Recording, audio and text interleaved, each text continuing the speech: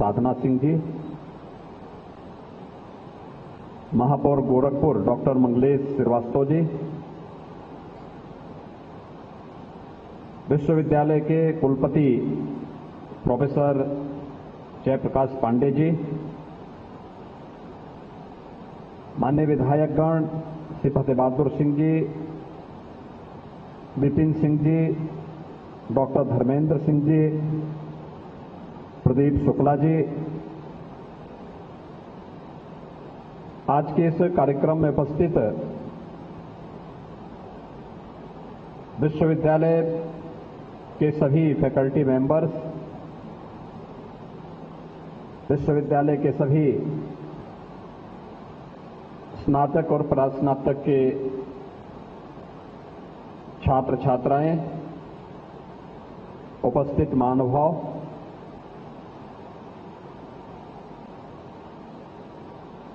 मदन मोहन मालवीय प्रौद्योगिकी विश्वविद्यालय को अपना नया प्रशासनिक भवन प्राप्त होने पर प्रदेश शासन की ओर से आप सबके प्रति मैं हृदय से बधाई देता हूं। विश्वविद्यालय विकास की नित नई ऊंचाइयों को प्राप्त करे, इसके लिए अपनी शुभकामनाएं भी देता हूं। आज का समय टेक्नोलॉजी का समय है और टेक्नोलॉजी का उपयोग राष्ट्र निर्माण में, लोक कल्याण में कैसे किया जा सकता है, आप जैसे सुधीजनों को इसके बारे में बहुत बताने की आवश्यकता नहीं है। आज जब हम लोग देशों की या प्रदेशों की रैंकिंग की बात करते हैं तो वह दो महत्वपूर्ण पहलू उसमें आती है। एक, अगर जब हम प्रदेश के अंदर निवेश की संभावनाओं की स्थिति क्या है, ईज ऑफ डूइंग बिजनेस की स्थिति क्या है और इसको आगे बढ़ाने में, अपनी रैंकिंग को सुधार करने में हम कैसे सफल हो सकते हैं, टेक्नोलॉजी और सरकार के द्वारा समय पर उठाए गए कदम, प्रशासनिक तंत्र के द्वारा उसके क्रियान्वयन में की गई तत्परता अपने आप ही रैंकिंग को सुधारता है। इसका एक उदाहरण है, 2017 के पहले उत्तर प्रदेश की ईज ऑफ डूइंग बिजनेस की रैंकिंग अत्यंत खराब थी, लगभग 14वें नंबर पर उत्तर प्रदेश था। हमने रिफॉर्म किए, सिंगल विंडो पोर्टल बना करके निवेश मित्र के माध्यम से टेक्नोलॉजी को अपनाया और प्रशासनिक तंत्र को इस बात के लिए बाध्य किया कि वह टेक्नोलॉजी का बेहतर उपयोग करते हुए किए गए रिफॉर्म को समयबद्ध तरीके से जमीनी धरातल पर उतारें। परिणाम है, उत्तर प्रदेश की ईज ऑफ डूइंग बिजनेस की रैंकिंग में सुधार हुआ, 14 से नंबर 2 पर उत्तर प्रदेश आ गया।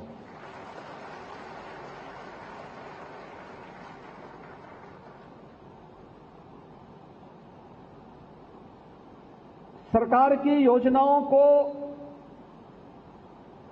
सही मायने में जमीनी धरातल पर उतारने में हमें कितनी सफलता प्राप्त हो रही है, ईज ऑफ लिविंग, उस व्यक्ति को शासन की योजनाएं प्राप्त हो रही कि नहीं हो रही हैं। टेक्नोलॉजी ने इस कार्य को बहुत आसान किया है। याद करिए, जब प्रधानमंत्री मोदी जी ने 2014 में सत्ता संभालने के उपरांत हर गरीब का अकाउंट जनधन अकाउंट के माध्यम से खोलना प्रारंभ किया था, बहुत सारे लोग उस समय इसकी खिल्ली उड़ाते थे कि खाली अकाउंट खोल करके गरीबों का अपमान किया जा रहा है। इस प्रकार की टिप्पणी करके वह सरकार को कटघरे में खड़ा करने का प्रयास कर रहे थे,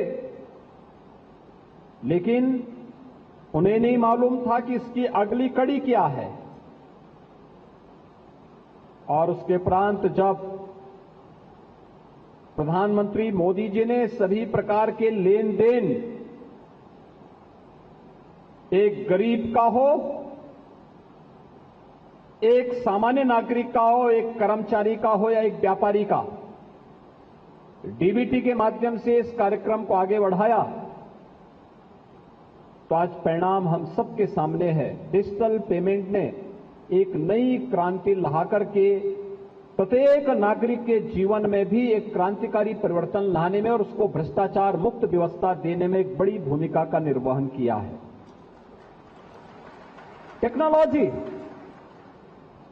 डिजिटल इंडिया के प्रधानमंत्री जी के इस विजन को आगे बढ़ाने की दृष्टि से हो या फिर अपने युवा शक्ति को दुनिया के अंदर, संजोग से भारत सबसे युवा देश है, यानी दुनिया के अंदर किसी एक देश में सबसे अधिक युवा निवास करते हैं, तो सौभाग्य से भारत है। और भारत में कोई प्रदेश है जिसके पास सबसे बड़ी युवा ताकत है, वह उत्तर प्रदेश है। उत्तर प्रदेश की 56% आबादी कामकाजी आबादी है और डिजिटल इंडिया का लाभ यह आबादी सर्वाधिक ले सकती है। डिजिटल इंडिया के इस क्रांतिकारी अभियान के साथ पीएम स्टार्टअप की नीति हो या पीएम मुद्रा की योजना, प्रदेश की वन डिस्ट्रिक्ट वन प्रोडक्ट की योजना हो या मुख्यमंत्री युवा स्वरोजगार योजना, इसने प्रत्येक युवा के जीवन में क्रांतिकारी परिवर्तन लाने का कार्य किया है। और आज उत्तर प्रदेश का अधिक से अधिक युवा इन योजनाओं के साथ जुड़ करके नए नए स्टार्टअप स्थापित कर रहा है। अभी 21 से 25 के बीच ग्रेटर नोएडा में एक्सपो मार्ट में इंटरनेशनल ट्रेड शो का आयोजन किया गया था।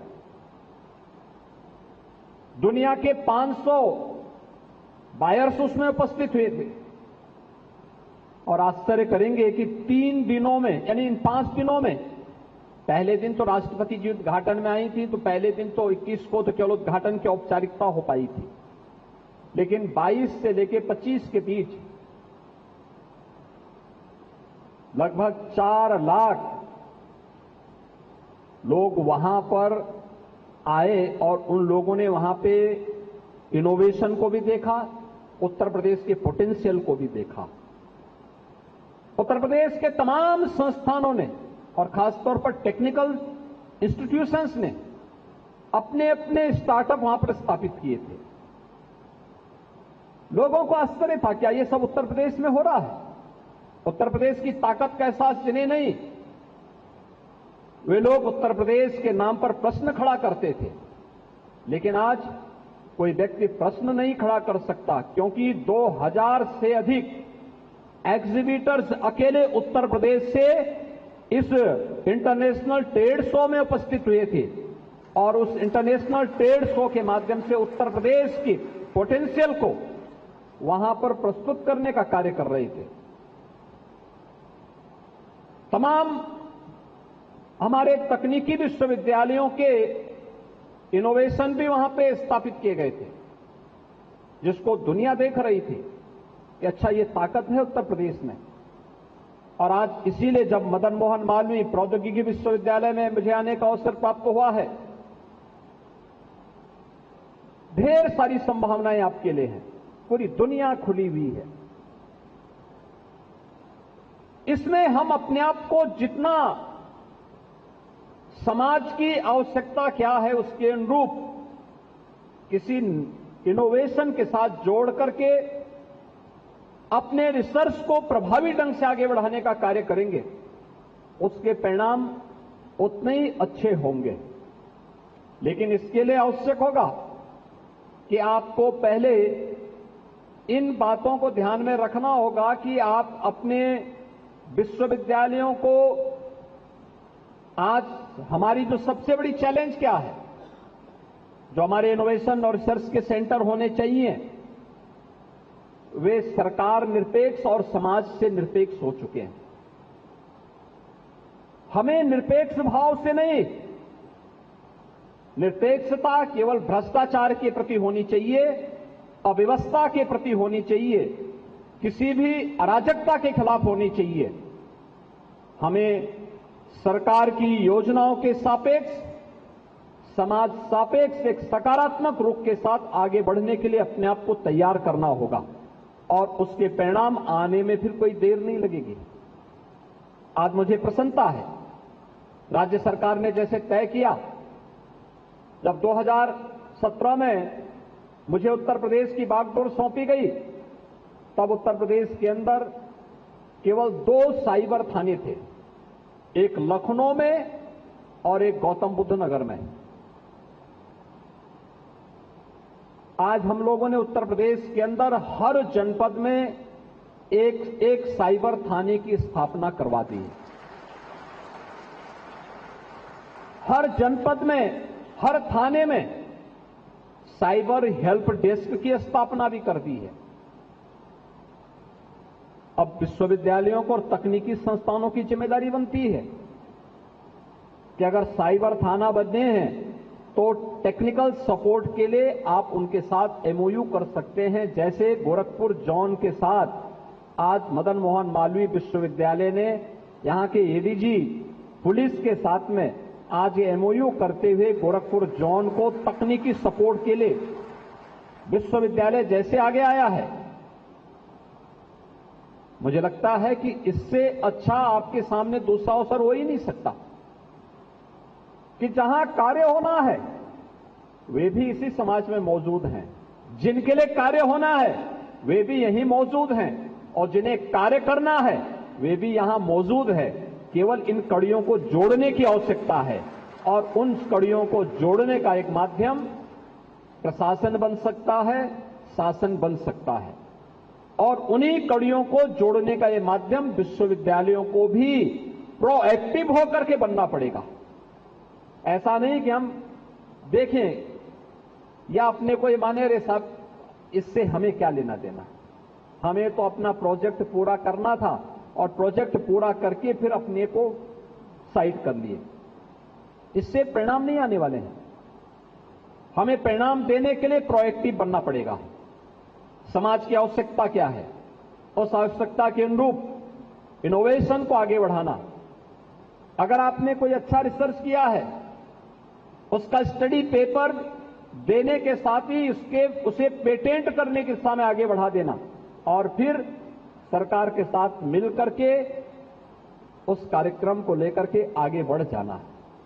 मुझे लगता है आपको आगे बढ़ने से कोई रोक नहीं सकता और आज तो हमें उस दिशा में आगे बढ़ना होगा। तकनीकी संस्थानों को अब उन घिसे पिटे कार्यक्रमों के साथ जो आज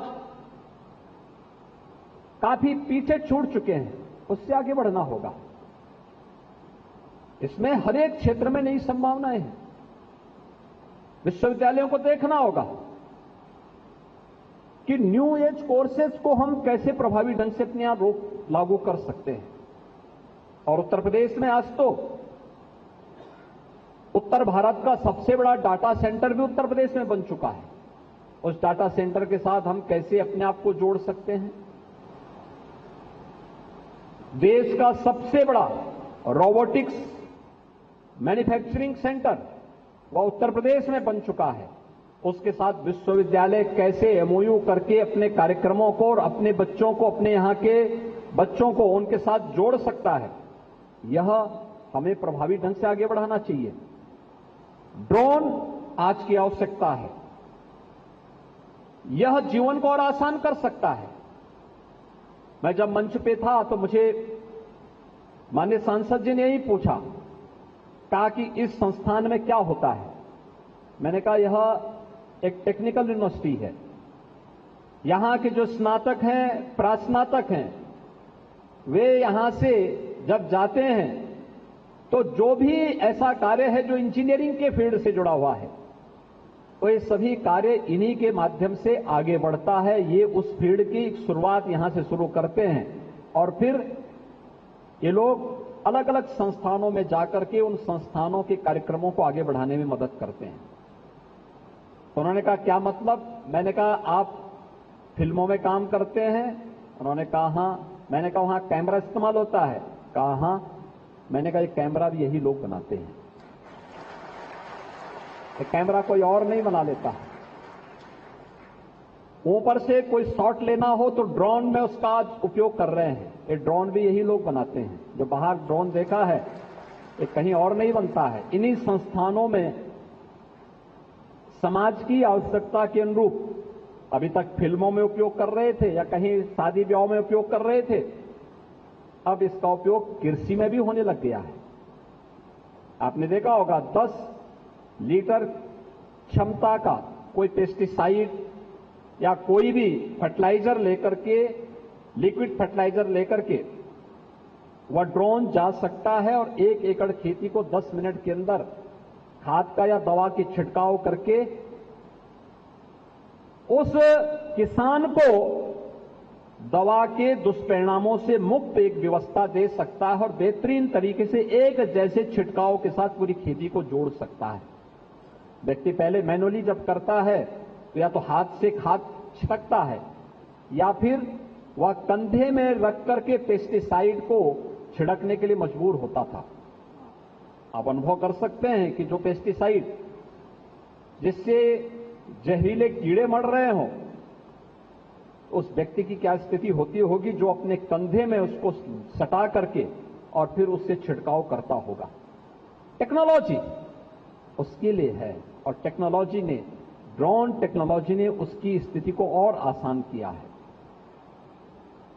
ऐसे ही डाटा एनालिसिस के लिए पूरी दुनिया में आज जितनी भी भागम भाग हो रही है, जितना कुछ हो रहा है, उसके पीछे डाटा एक महत्वपूर्ण माध्यम है। इसके एनालिसिस की भी व्यवस्था, हमें केवल शोध ही नहीं देना है, उसके परिणाम और दुष्परिणामों से बचाव के रास्ते भी तलाशने हैं। अगर ड्रोन दे रहे हैं तो ड्रोन का उपयोग तो हो, लेकिन ड्रोन का दुरुपयोग भी रोका जा सके, इसकी तकनीक भी आपको विकसित करनी होगी, उस दिशा में भी प्रयास करना होगा। आर्टिफिशियल इंटेलिजेंस जीवन को आसान कर सकती है, लेकिन आर्टिफिशियल इंटेलिजेंस के परिणामों को के माध्यम से जीवन को आसान बनाने के लिए, ईज ऑफ लिविंग के लक्ष्य को प्राप्त करने में हम कैसी बड़ी भूमिका का निर्वहन कर सकते हैं। जीवन के अलग अलग क्षेत्र में इसका क्या उपयोग हो सकता है, इस दिशा में भी एक नए प्रयास को आगे बढ़ाने की आवश्यकता है। और इस दिशा से आज की आवश्यकता के अनुरूप मैं एक जगह गया, एक समीक्षा बैठक ले रहा था। वहां पे नेचुरल गैस पाइप से बिछाई जा रही थी। अचानक कार्य रुक गया। तो मैंने पूछा वे कार्य क्यों रुका है? उन्होंने कहा साहब रोका इसलिए क्योंकि अगर हम लगा भी देते तो हमारे पास मैन पावर नहीं था। मैंने कहा मैन पावर कैसा चाहिए? कहा कि हमें अच्छे ट्रेंड प्लम्बर चाहिए। इंजीनियर है लेकिन प्लम्बर नहीं है। आप सोचिए कि वर्तमान में प्रधानमंत्री जी जल जीवन मिशन के माध्यम से हर घर नल की योजना को क्रियान्वयन कर रहे हैं। हर घर तक शुद्ध पाइप पेयजल की स्कीम पहुंच रही है। अब पाइप पेयजल की स्कीम हर घर तक पहुंच रही है तो पाइप पेयजल की इस स्कीम को प्रभावी ढंग से लागू करने के लिए अगर पानी पीना है तो पानी की बचत की आदत भी हमें डालनी पड़ेगी। और अक्सर होता क्या है, पानी खुला हुआ है तो खुला ही हुआ है, कोई बंद करने वाला नहीं होता है। कहीं पाइप लीक हो रहा है तो पानी वहां से निरंतर गिर रहा है, कोई उसको बंद करने वाला नहीं है।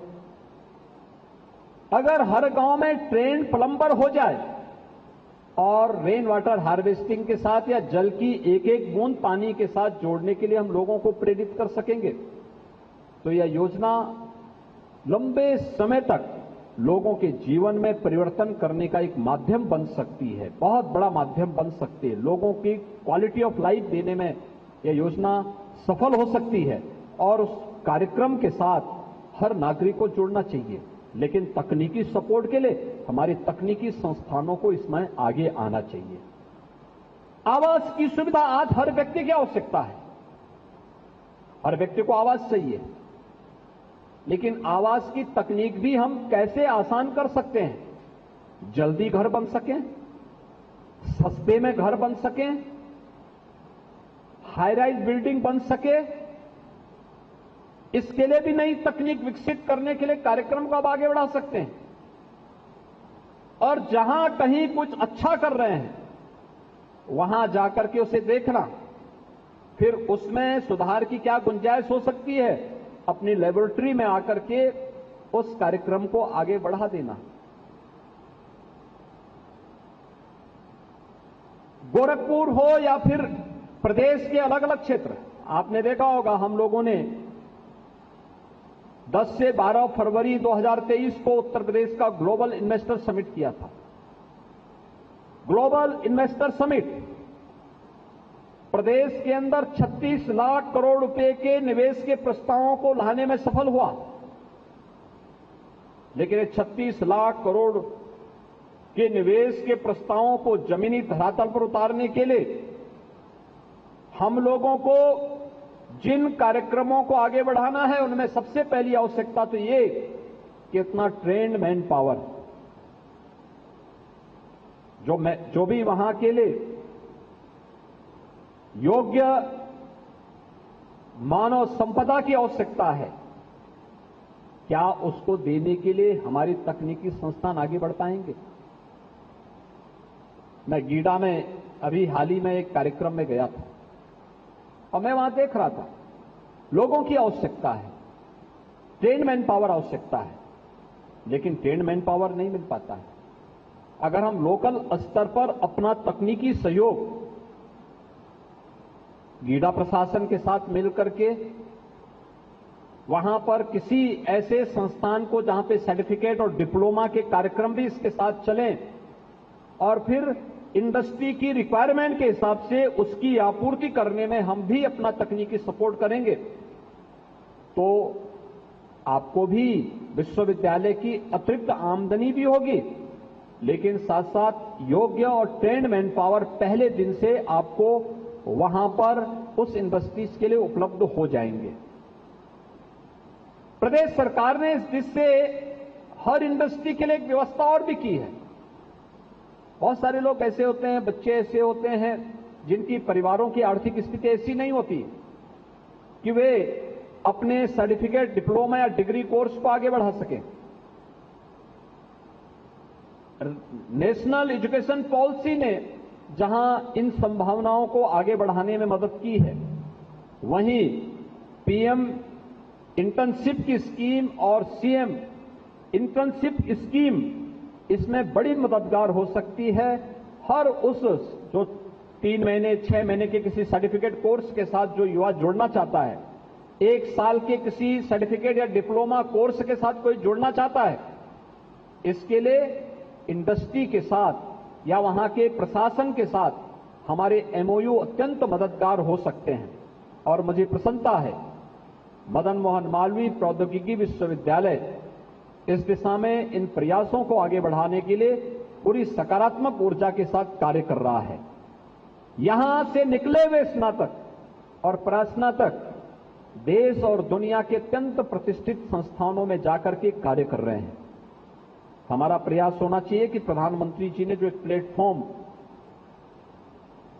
देश के सभी युवा टेक्नोक्रेट को उपलब्ध करवाया है, उसके लिए मदन मोहन मालवीय प्रौद्योगिकी विश्वविद्यालय के सभी युवा साथी भी अपने आप को तैयार करेंगे, उस योग्य अपने आप को तैयार करेंगे कि वे अपने देश के लिए प्रधानमंत्री जी के मेक इन इंडिया के कार्यक्रम को आगे बढ़ाने में अपना योगदान देने में पूरी प्रतिबद्धता के साथ कार्य करेंगे, तो मुझे लगता है कि विश्वविद्यालय पूरी तत्परता के साथ, एक प्रभावी भूमिका के साथ, जिस महापुरुष के नाम पर इस विश्वविद्यालय की स्थापना हुई है, उस महापुरुष की भावनाओं के अनुरूप आगे बढ़ने में यह विश्वविद्यालय आपको मदद कर पाएगा। आज के इस अवसर पर आपका नया प्रशासनिक भवन बना है। आपका प्रशासनिक भवन आपने देखा होगा, एक हाईटेक भवन है। उसमें आज के अनुरूप जो नयापन दिया जा सकता था, ऊर्जा बचत से लेकर के, भवन के निर्माण से लेकर के, भवन की तकनीक को लेकर के, वह सब कुछ करने का एक प्रयास किया गया है। और मुझे पूरा विश्वास है कि मदन मोहन मालवीय प्रौद्योगिकी विश्वविद्यालय अपनी इस युवा ऊर्जा के साथ मिलकर के प्रदेश के तकनीकी संस्थानों में एक बड़ी भूमिका का निर्वहन करेगा। आज यहां पर प्रोफेसर जेपी पांडे जी के यहां पर अपने कुलपति के कार्यकाल का अंतिम दिन भी है। मुझे लगता है कि इसके बाद वह जेकेटीयू के कुलपति के रूप में उन्होंने दायित्व अपना विधिवत ले लिया है, लेकिन अब वहां जाकर के अपने कार्यक्रम को आगे बढ़ाएंगे। इस अवसर पर मैं मदन मोहन मालवीय विश्वविद्यालय के प्रति अपनी शुभकामनाएं देता हूं। प्रोफेसर जेपी पांडे जी के नेतृत्व में आप सबने विश्वविद्यालय को एक नई ऊर्जा के साथ आगे बढ़ते हुए देखा है। यह विकास और इस सकारात्मकता का समन्वय आप लोग निरंतर आगे बढ़ाते रहेंगे। आप सबके प्रति मेरी शुभकामनाएं। धन्यवाद। जय हिंद।